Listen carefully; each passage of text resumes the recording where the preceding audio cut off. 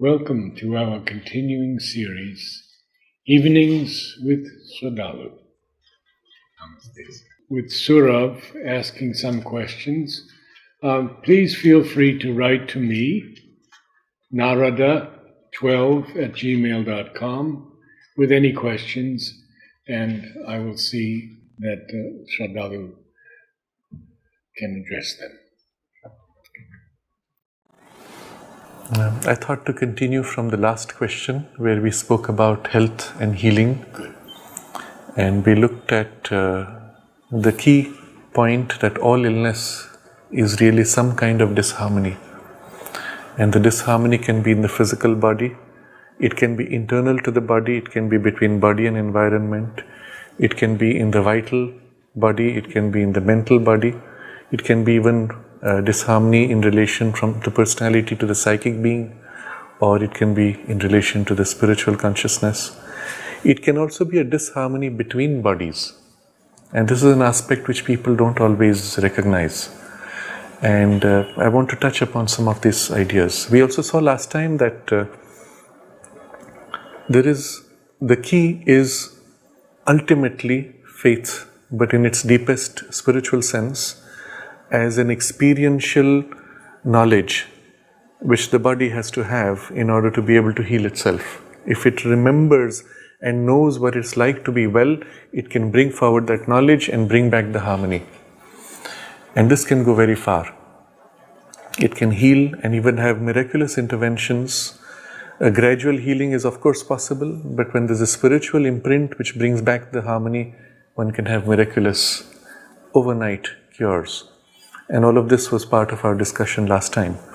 But more than just healing from illness, for the purpose of the integral yoga, we need to have a strong, healthy instrument. First, strong, because if you are to manifest the divine consciousness eventually in its fullness, then you cannot be a little cup into which the ocean pours, which shatters the cup. The cup itself should be strong enough to be able to embrace the ocean and contain the ocean, so that the ocean can manifest through you. And so the physical body itself has to be strong. And it means not only physical muscular strength, which is one aspect of the strength, and it doesn't mean everyone has to have muscles, but it means also resilience.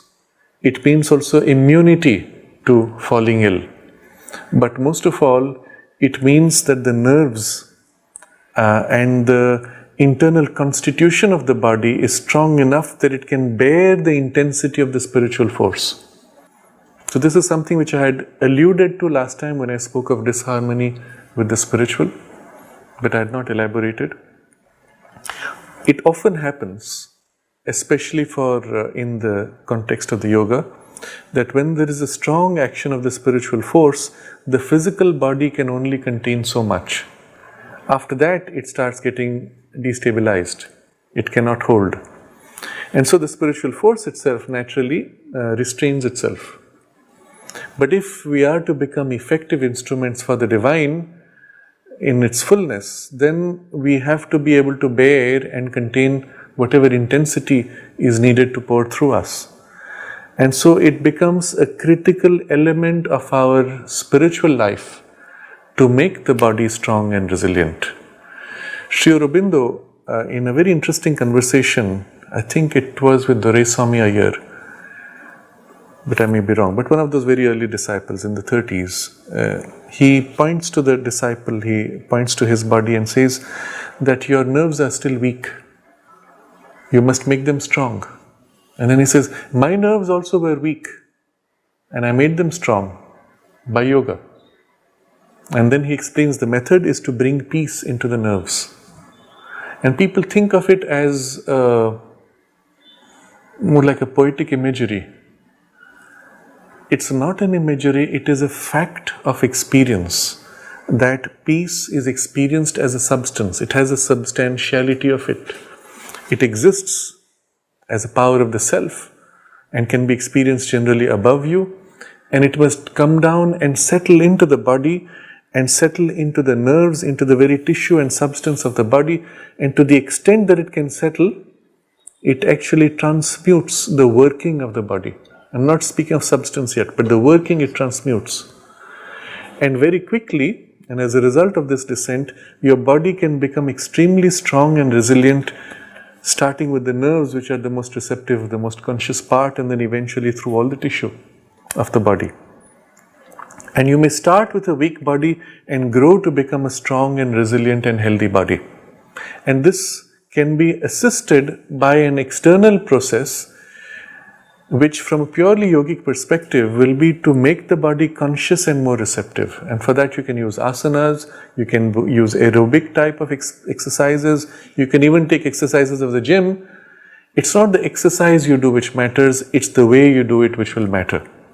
And your intention must be to make the body conscious, to make the body receptive, and if possible, turn the body awareness in relation to the divine and deepen that contact with the divine consciousness or spiritual force, mother's force.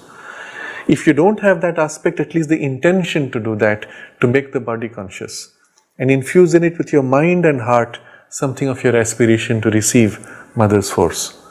But if done in that way, it does not matter what you do, but that you do it in a manner that is thorough enough that every single limb and every muscle and tissue and fiber of your body is somehow taken into the ambit of this increased awareness. Now, it could start with a simple exercise. You're conscious of your hands and your arms, and you concentrate to intensify that awareness and awaken in that awareness and aspiration, and if you can, infuse and receive the peace settling in it. And this exercise would be done sitting without moving in any way. It would still have the same result.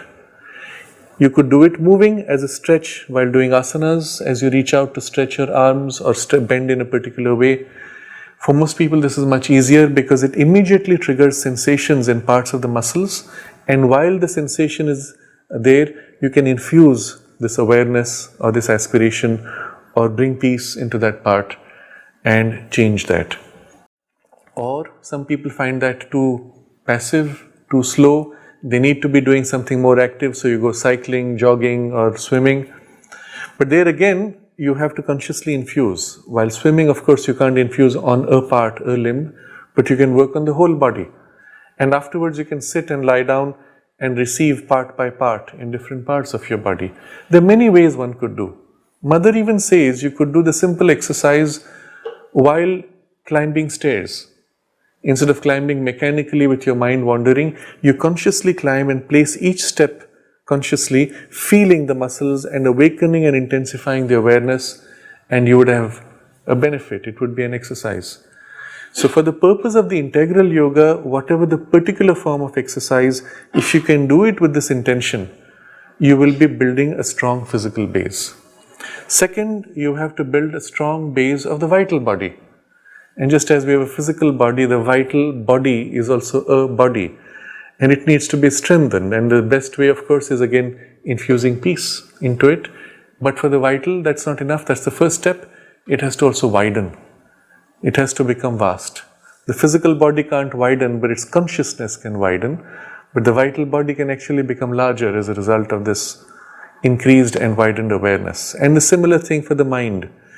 The training for all three, though, has one common component, which is essential in what Sri Aurobindo calls purification in the integral yoga. Purification, Sri Aurobindo describes as two functions. First, to be able to bring stillness by removing agitation. And the other is to separate mixture of other parts into this. That's how you purify a part. So the first part of it is bringing complete stillness, which is again done either by bringing peace directly or training the part to become quiet and still without needing to get restless. So that you could do that through asanas with your body. You could do it similarly in the vital, to be able to sit in a quiet concentration without the vital getting restless or needing to excite itself by some other activity. And you could do it in your mind, to hold the mind in a state of stillness, even silence eventually. And then in the mind, similarly, a widening to make it plastic and vast. If into this there is a descent of the consciousness from above, The descending consciousness is vast. It's the ocean. It's infinite. It will make your mind wide. It will make your vital wide. It will make your body consciousness wide. And that's when you have a base which is strong enough to receive the infinite. In particular, the integral yoga is also a supramental yoga, or at least has the stage of the supramental yoga. And for the supramental, we cannot even talk about the supramental without first recognizing that it is a consciousness of infinity. And so unless your consciousness is able to enter in relation with the infinite and open to the infinite, there's no question of anything happening with regard to the supramental. And if that is our goal, and it's our stated goal, then well, this is a preparation for it. But developing these three is not enough. We have also to harmonize and integrate. So you have a great vitality, but the physical body is unable to contain the vitality. You have a great power of mind, but your ability to act physically is weakened because of physical limitations. So this is one example of a person in our ashram, an extraordinary person. Don't know if I should name him. He was a doctor. He's written many books, beautiful compilations. To him, Mother said, I could have done so much more work through you if you had a stronger vital. She wanted to do the work. He had, as an instrument, he is extraordinary, but the vital and the nervous component in the physical had certain weaknesses. So she cannot pour all her energies and possibilities. But what she can do, she has done as far as his system could take it. So keeping this as a reference, we have to learn to be able to now not only develop each of these three bodies, bring them to a state of stillness, aspiration and receptivity, but also harmonize them. That means the vital energy should be able to pour through the physical body, and the vital should be able to accept the consciousness of the mind and the direction the mind sets. And all of this eventually should orient itself, form itself around the central aspiration of the psychic being. You may not be conscious of the psychic being, but you can become conscious of its aspiration. And all of us can be conscious of that by recognizing the part within us where we love the Divine Mother. The part in us which feels spontaneously this closeness and intimacy with her. The part within us, deep within, which knows that we belong to her and that we are her children. That we all have, otherwise we wouldn't be here. To become conscious of that is to become conscious of the aspiration glowing out from your psychic being. You may not know the psychic being yet, it is deep, but through many layers it reflects into your heart, in your emotions, in your devotion, in your mind, and eventually should reflect even in your actions, that you can do the work in service to the Mother. Everything you do. And it doesn't matter if you're working in a conventional office, doing a job which you don't like, you can still bring into it that sense of doing this to serve her. And it will change everything. So all these three parts have to be strengthened, widened, harmonized, and then organized around the center, which is the aspiration of the psychic being, to whatever extent, in whatever form you are able to feel it. By dwelling on it, you will find bit by bit you will begin to deepen and approach the source of the aspiration. And at some point one day you will feel that aspiration and the source of it so vividly that you will have the experience, the direct contact with the psychic presence. And even then it may take a long while before the whole of your nature will orient around it, and that's fine. The fact that your mind or some part of your devotion has that as a reference is enough that you can begin bit by bit to organize all your activities and these three bodies and your life in these three domains around that center. And so this is the task given to us. And I'm taking this as a continuation of our earlier discussion on health and illness, because this is true health. We think of health only when our physical body falls sick. But the fact is, all human beings are sick because we are fundamentally disharmonious. We have three different pieces and then the psychic center within, all disconnected. That's ill health. And so inevitably it reflects in a physical sickness of some form or other. And if not sickness, we don't call it sickness, we call it limitation. Somebody can be very healthy physically, but so rigid and narrow that, well, you cannot interact or work with the person at all. To me, that's still a psychological sickness. It's an inability, a limitation. It's as if your muscles became hard and you can't move. Your mind becomes narrow and rigid. Your mind is not flexible. It's equivalent to your body being stiff, isn't it? And inevitably, of course, it reflects in the body. If your mind is narrow and rigid, your body becomes narrow and rigid. So I'm looking at that, taking from that discussion, we must grow more and more in completeness of harmony within each body, between these three bodies, and around the center of harmony, which is the psychic being. And all of this now becomes the vessel, the container, which turns and opens to the spiritual consciousness, the divine presence, the vast presence of the mother, and becomes a receptacle for her force and for her action to work through us. And this is when we can say, now you're healthy and you're an instrument. Mother has given us many flowers. Peace in the nerves, peace in the physical, peace in the vital, to help us through the flowers to attain this. I wanted to ask you about something we haven't touched on, and that is possession, and of course, in the Catholic religion, exorcism. How, when an adverse force comes into the being, does the person get rid of it when it's so strong?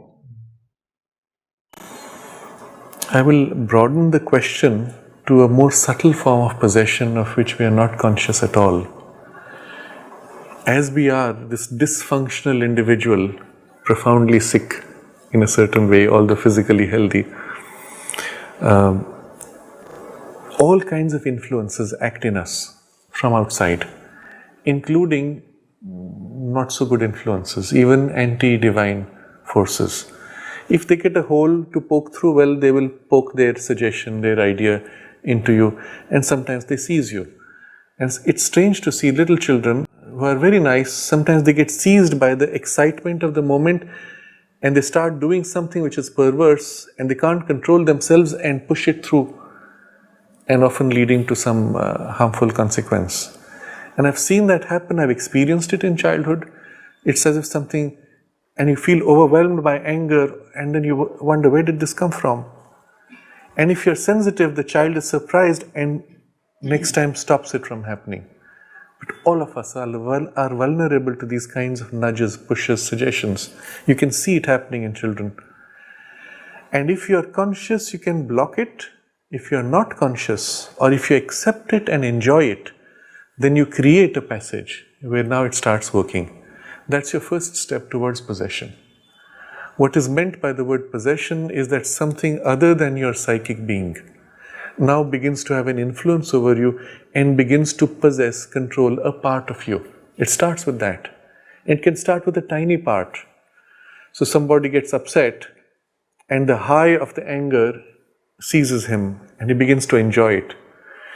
If he's in a position of power, there are no consequences because everybody else bears the consequence of his anger. He has to face nothing.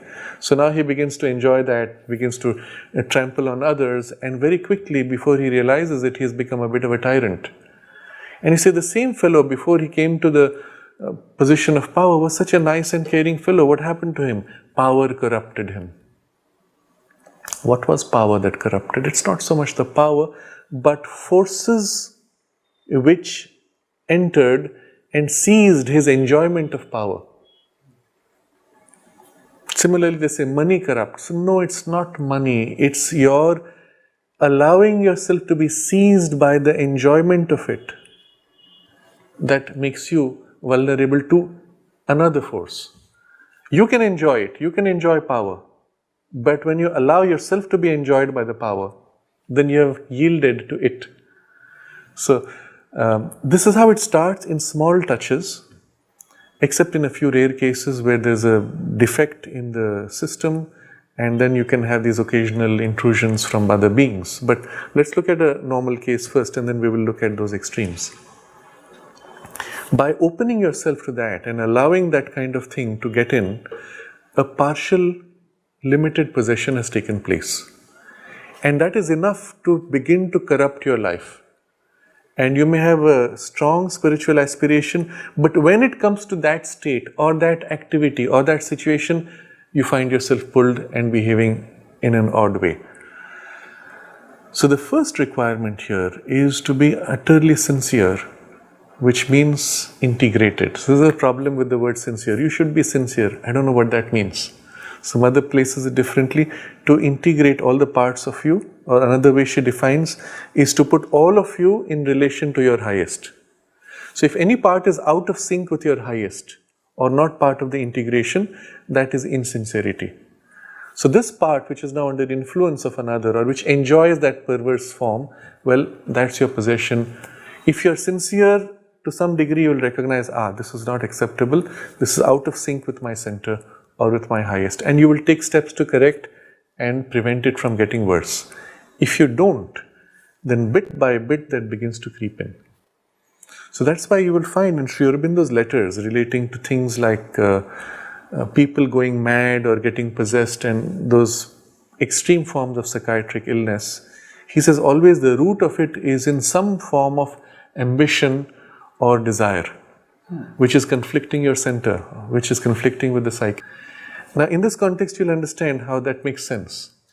That ambition or that desire which was corrupting or which allowed something else to seize you was out of sync with your psychic center.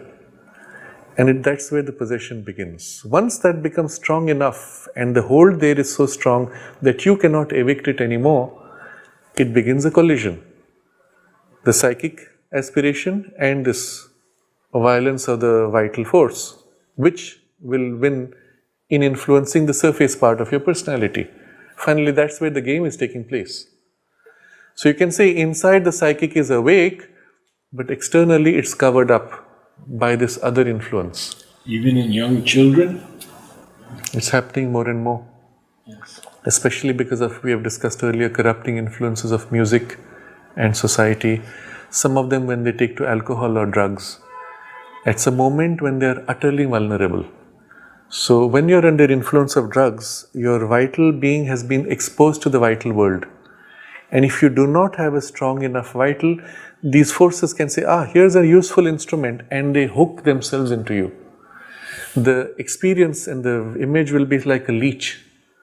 If you're walking to the jungle and a leech attaches itself to your body, you can come out, you will feel nothing, but it's draining your blood. If you try to pull it, you can't. It's literally attached itself so tightly, it'll tear off the flesh. Something like that happens in the vital body. They hook into you and then won't let go. Now what happens subsequently, the fellow is completely normal, except occasionally he feels these weird tendencies, weird impulses, and if he is able to consciously push them out, then you have mitigated, limited, and eventually either that leeching energy says, this is not interesting, it lets go and goes away. Or it pushes harder, I want this instrument. And if at that point the integrity, the sincerity is not strong enough, or the psychic influence is not strong enough, it can be pushed back and the other thing takes over. I've seen this in people where there's a clear division in personality, and some of them were very respected people connected with the ashram. They would put forward this love and devotion for the mother as a mask. And once they had your trust, this other side would creep out and start manipulating, using, etc. And I couldn't understand how this came until I recognized that the person, and you saw the pattern, had always this ambition and strong personal desire to be famous or to assert themselves in some way and get into authority, power. And that created the division, the split. I don't think in the case I'm thinking of, there was an external possession, but the vital nature and its ambition used its spiritual and more psychicized aspect as a cover, but there was a split. And the result was in his body you could see. There was one part where you could see the beauty of what he had, and in the lower part you could see something warped. And inevitably it reflects in the outer form also, the division in consciousness. You could see there were two different people. But all this I'm showing, I'm bringing forward to set the base for that more extreme case, where now the influence gets strong enough that it can actually cover up the psychic influence and hold that position. And the psychic finds itself trapped. It can ask for help, and it may come through knocks from outside which break the outer shell and allow the psychic influence to come forward. That will be a painful crisis which breaks the personality, crushes the personality in a way, at least the warped part, in order for something deeper to come forward. Or if the warping is not too strong, the crisis would be enough that the person suddenly says, what am I doing with my life? I want something more meaningful. And there's a sudden shift, and that part fades out bit by bit. Or it is subjugated by the psychic, and the ambition now becomes a skill of power in action used by the psychic, and so on. But in the extreme cases where a vital being now gets a hook and takes charge, the psychic being recedes or is completely covered up, and that's when we call it a possession. Often in the initial stages of possession, there's a reaction because there's a struggle pushing out. In the body, there's a reaction. The body feels, in the psychiatric vocabulary, they call it aura. The person feels like a heat or a presence approaching, and they already know it's going to happen. And then the body reacts, and you have these fits. The body shakes as if trying to throw off. And Sri Aurobindo describes that as an attempted possession. Something from outside is trying to get hold of your nervous system, body is repelling, and it creates the fits. And eventually they stop, and it passes. But it generally points to a weakness in the nervous system or in the vital, and it can be either hereditary, or it can be that the body is driven to extreme exhaustion by lack, insufficient food, or excessive work, and which leads to some breakdown, and you have a nervous breakdown of some kind, and then you're vulnerable, and so on. But if you maintain your basic health, then that should not happen. But the possession having happened, the psychic has no recourse. It may remain trapped, and the personality can be completely seized. In rare cases, it even happens that the psychic being leaves the body, and it's only the vital being that takes over, and the psychic has left long ago. Can it also not be that the personality, welcomes this power? Exactly. Initially, there's always this element where someone enjoys it. Yes. They enjoy the high, they accept it, and that's how they allow it to come in. And once you have allowed it, then it won't let you go. It's got its hook like a leech, it won't let you go, even if you try. So, just as an example of a case with the child, it's a child who had this thing. The first requirement is for the person to recognize, I don't want this. If that is there, the rest is possible. But if that is not there, it's very difficult. That's why this indulgence of enjoying the high of power or the attention you get from people, then there's no way out. So once the person says, I don't want it, and even though you know that you will no more have the attention and importance, that's fine. Then the pushing out can happen. Then you catch the moment when you begin to feel the aura. And at that point you refuse. Not only by will, but you center yourself around your central aspiration, and if necessary, call for help, even if needed with a physical prayer. So you may use a prayer such as a mantra of protection, like the Mahamrityunjay mantra, which is, in translation, it means the great mantra of liberation over death. It's an invocation to Shiva. Or you can use the Gayatri mantra. All of these are means, and in invocation, you center yourself and refuse and push back. So the force may come, and it finds itself unable to get in, may try a few times, eventually it says it's not worth it, I'll find someone else, and it goes away. If it's been long enough, it'll try again after a while. Well, is this fellow now ready? Is this vulnerable? So you have to be persistent. Sri Aurobindo says that once the symptoms of the fits have stopped, what's the correct term technically for fits? The fits, medical term, epileptic fits, yeah. Once the symptoms have been stopped, you have to allow for 7 years to pass for the body to be completely free of it. If at any point in between it returns, even once, then you start counting 7 years from that point.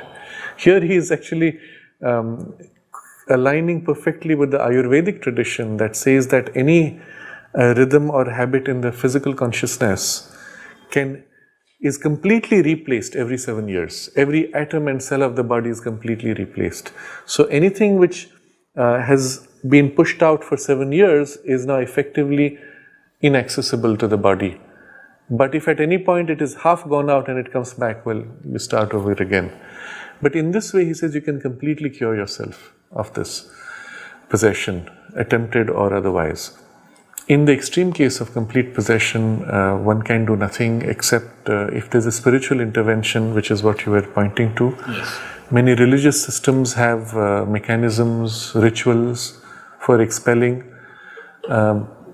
The people who expel need to have a certain physical and vital force and strength of their own, and of course a spiritual backing. But even if they are not spiritually developed, a strong vital force may be enough, because finally the entity is vital. So I'll give you an example. This is a documented case of somebody, I believe it was England, but it's something I read 25 years ago, so memory fades now, of a person who was possessed. In a state of possession, he would spew out abusive words, very crude, coarse, and then it would pass. So a Christian priest was called to exorcise. The priest starts his exorcism, the person gets into an intense abusive mode, and at some point he stops the abuse and he falls down, now freed. But the being jumped into the exorcising priest, and now the priest started his abuses. It was a powerful being. So now they called a higher level priest. So they went up the hierarchy of the church. The higher level priest comes and tries to exorcise his priest, and the being jumped into that higher level priest. And it's a very interesting case, well documented, but it shows that the exorcising person must have some, first of all, a physical and vital strength, because you're fighting something on that level, but must have a deep enough spiritual foundation if you're dealing with those extreme cases. In India, we have a lot of this kind of knowledge within the tantric system, and there are people who have the ability to do these, and often they resort to rituals where the strength is on the ritual and not so much in the person, but the person still has to have a strong vital, because, and as is the case, you do not get into that kind of practice if you don't have a strong vital. But the spiritual component is called by the ritual structure, and these can be quite effective. But after all that, what does the person want? And so we come to examples from known to us connected with the ashram, where many cases where people were possessed, when mother was informed, she intervened and removed the possession. She didn't even need to meet, no ritual, nothing. The name was given, she concentrated and removed the being. And the person was free, and after a few days or weeks, suddenly the person had the symptoms all over again. So when they reported to the mother said, "What can I do? I removed the being, but the person calls him back." Because he feels empty. He doesn't feel that high of the vital, whatever's seizing him. He calls him back. And that's why ultimately we will come back to, what do you want? Now, having had all this discussion, I want to give to it a positive direction. If an external vital being can enter and seize you, well, you can equally refuse it and open yourself to the divine energy. And unlike the vital being, who is another egocentric vital force, as good or as bad as any other human, the divine energy that fills you is not an egocentric force, and it is essentially a force of universality, of compassion, of love, of wisdom, of purity, serving the divine will, which includes the whole cosmos in itself. And so we will not use the word possession anymore, because now that word has a very narrow connotation. Rather, we will say to be seized by the divine consciousness, or rather to become a conscious instrument for the divine. If you can be seized by a hostile or a negative vital being in a possession, you can equally choose to consciously align yourself to the divine energy and the divine will. And that is the journey of the yoga. For which purpose, of course, we first strengthen our individuality so that we are not vulnerable to these external mixtures. And then we align ourselves in our entirety to the divine, but also in exclusivity to the divine, only the divine and nothing else. So, coming back to the first part of the discussion where I said all of us are vulnerable to influences. 90% of our thoughts or more are coming from outside. 90% of the impulses we have are coming from outside. The error is to think that it's ours. Just because it popped up inside you, you say, my idea, my desire, my impulse. And in so doing, you have been deceived by the force coming from outside. I find this very common among people who will say, I have these persistent negative thoughts. So we go deeper into the discussion and the person says, this thought comes which is always criticizing. I said, but you don't want it to come, right? You say, yes. You want it to go away, right? You say, yes. Why doesn't it go away? I don't know, but I keep thinking. Then I say, recognize, it's not you. You want to not think. How can you say you keep thinking? And people stop and say, yes.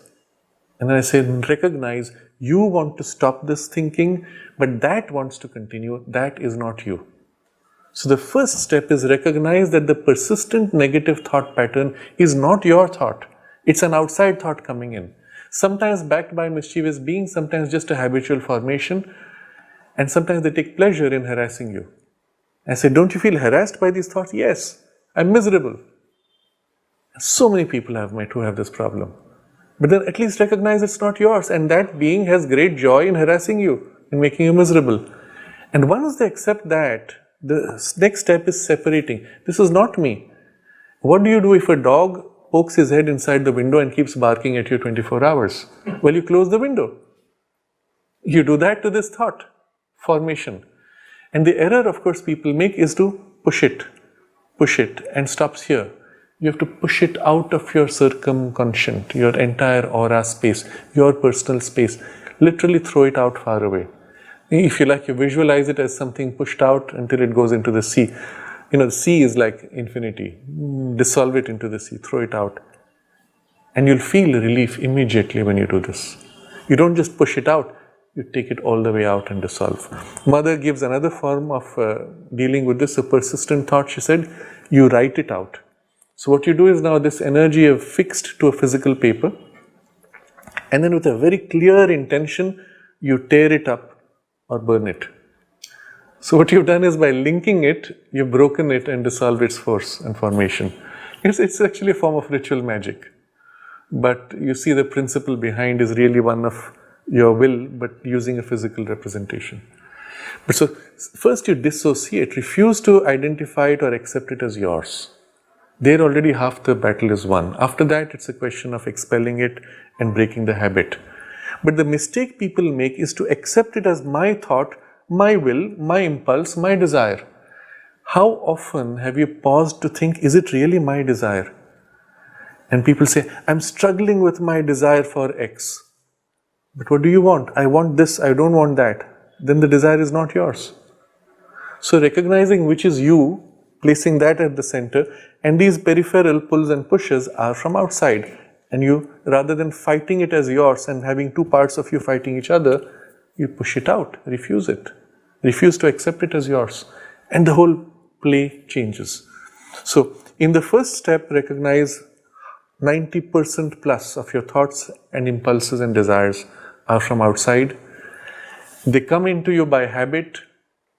We've grown up with that. Or they find a resonance in you, which resonance you can change, but that's not the problem. You can refuse to accept from outside. You can say, it's not mine, it's not me, what do I want? And do what you want. Freely, joyously. And then as you become conscious of the thing entering or the things entering, you'll be able to block them out and refuse them well before they enter. But at the same time, you have to work on the positive side. You can't just fight on purifying, which is an ending. Sri Aurobindo gives this example. You can go on purifying your vital, it will keep getting sullied because it's open to the universe. So instead, you strengthen the influence of the divine consciousness, strengthen the glow of your aspiration to fill you. And as that spreads, those things have no place because they don't find resonance, they can't come in. So let's say an anger impulse coming from outside can seize you when within you there's a tendency for anger that it can catch and resonate with. And by the spreading of this clarity of your aspiration and the divine influence, that knot of anger tendency dissolves. Now the anger force comes, it can't find a resonant point, it passes right through you. You can actually feel, yes, the anger thing came and I watched it go because nothing in me responded to it. And such a relief to be free. But doesn't mean you're unconscious of it. You see, yes, all these thoughts are there, okay, but they're not mine. And then it doesn't matter anymore. So work rather on strengthening the core of your aspiration, purity, what you want, what you are. Let that grow and fill, and those things get pushed out. And if you do not fall into the trap of a strong ambition or strong desire, then you will easily evade those possessive tendencies which have a strong vital push. It does not mean you don't have an ambition. There's a problem people have in suppressing their ambition, they end up suppressing their drive of action. So your ambition can broaden, become more selfless, to do beautiful things, to do good things, to be of service, to grow in capacity. All of these can be part even of your career path. And you can grow in hierarchies if that's your intention. But always you think in terms of the good that you can do and not the seizing of power and the high of the power seizing, which is the warping element, which we will call a perverse ambition. And even if you have a strong vital which says, I want to serve the divine, and it takes a form which is very personal, okay, but at least you make it large enough that it's no more serving me primarily. And I feel good about serving and doing good for others, fine. It's okay, don't fight it too much, rather turn it and widen it. I think broadly this takes up that theme. Today, unfortunately, a lot of young children in teenage, I find, having problems which come from vital intrusions. And inevitably, it traces back to one of three things. Either exposure to alcohol, or exposure to drugs, or strong sexual engagements. It need not mean that they have had a relation, but they have strong visualizations or watching pornography or things like that, which also open you and make you vulnerable in a similar way. All three things were not so common if you barely go back 20 years, at least in India. For the US, maybe you have to go back 40 years or something, but still, they were not there before. And with these things have come these vital intrusions, and I will use the word partial influences, attempting possession, which somehow disrupt the personality. I had recently a very interesting conversation with a young man in his late teens, and he had passed through an experience of feeling strong attraction for a girl, and then he was able to pull out of it. And I explained to him what happens, how it works, and it made a lot of sense.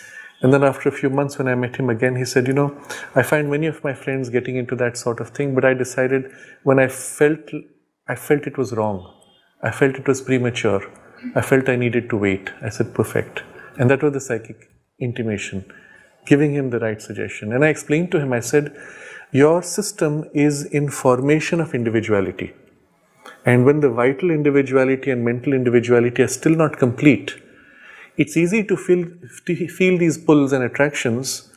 If you succumb to them, it breaks the formation of individuality, and for the rest of your life, you'll always have some flaw and some kind of insecurity. But if you can wait, if you can allow the completion of the individuality, let's say as a reference age 21, get to there, and you'll feel pulls and pushes, but it's not such a big thing. Get to that point, complete your individuality, and then you can engage in healthy relationships. You will not have that problem. You will always have a strong sense of security and self-confidence. And so a lot of the problems which you see among young people is because they are being encouraged to have these casual sexual relations prematurely. The formation of individuality not being completed, they end up with insecure personalities for much of their life thereafter. And these things need to be said, these things need to be explained for this purpose. We think of health only when our physical body falls sick. But the fact is, all human beings are sick because we are fundamentally disharmonious. We have three different pieces and then the psychic center within, all disconnected. That's ill health. And so inevitably it reflects in a physical sickness of some form or other. And if not sickness, we don't call it sickness, we call it limitation. Somebody can be very healthy physically, but so rigid and narrow that, well, you cannot interact or work with the person at all. To me, that's still a psychological sickness. It's an inability, a limitation. It's as if your muscles became hard and you can't move. Your mind becomes narrow and rigid. Your mind is not flexible. It's equivalent to your body being stiff, isn't it? And inevitably, of course, it reflects in the body. If your mind is narrow and rigid, your body becomes narrow and rigid. So I'm looking at that, taking from that discussion, we must grow more and more in completeness of harmony within each body, between these three bodies, and around the center of harmony, which is the psychic being. And all of this now becomes the vessel, the container, which turns and opens to the spiritual consciousness, the divine presence, the vast presence of the mother, and becomes a receptacle for her force and for her action to work through us. And this is when we can say, now you're healthy and you're an instrument. Thank you. Thank you. Namaste.